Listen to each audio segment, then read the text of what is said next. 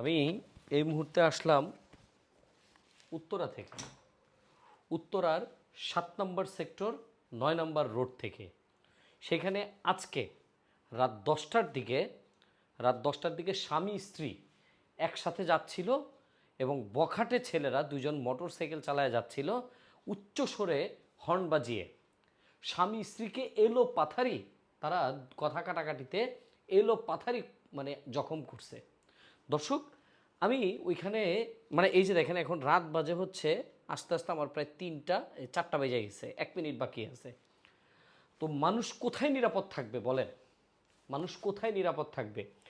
রাস্তা দিয়ে যাচ্ছিল বখাটে ছেলেরা, তারা একটা বাচ্চাকে বাইক চাপা দিতেছিল এবং উচ্চ স্বরে হর্ন বাজাচ্ছিল। এটা এক স্বামী, এক ভদ্রলোক এটার প্রতিবাদ করছে।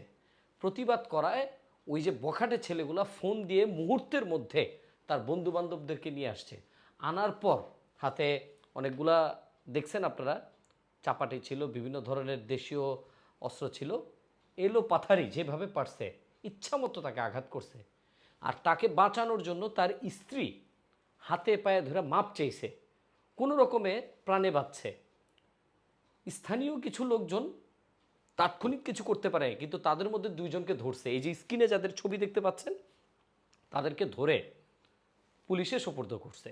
এখন আমার কথা হচ্ছে, এই যে রাত বিরাতে আমরা আসি, এই যে এত রাত্রে আসলাম, আমার নিরাপত্তা কে দিবে? রাত বাজে এখন 3টা, আমি তো একটা কাজে থেকে আসছি নাকি? রাত্রেবেলা তো আর চোরই খালি থাকে না, মানুষও তো কাজ করে, অনেক নাইট গার্ড থাকে, মানুষের বিপদ আপদ থাকে। তো তাদেরকে কে আর দিনে মানে একেবারে বলা চলে প্রকাশ্যে রাত 9টা 10টার দিকে একটা দিনের এক সময় দিনই বলা চলে, প্রকাশ্যে অনেক মানুষ ছিল। ভিডিওটা আপনারা বেশি বেশি করে শেয়ার করবেন। এই যে দুইজন ধরা হয়েছে, এই দুইজনকে ধরে আর বাকিগুলোকে যেন ধরা হয়। এদের যদি বিচার না করা হয় ছিনতাই বাড়বে, চুরি বাড়বে, আর মানুষকে এইভাবে হয়রানি করা হবে।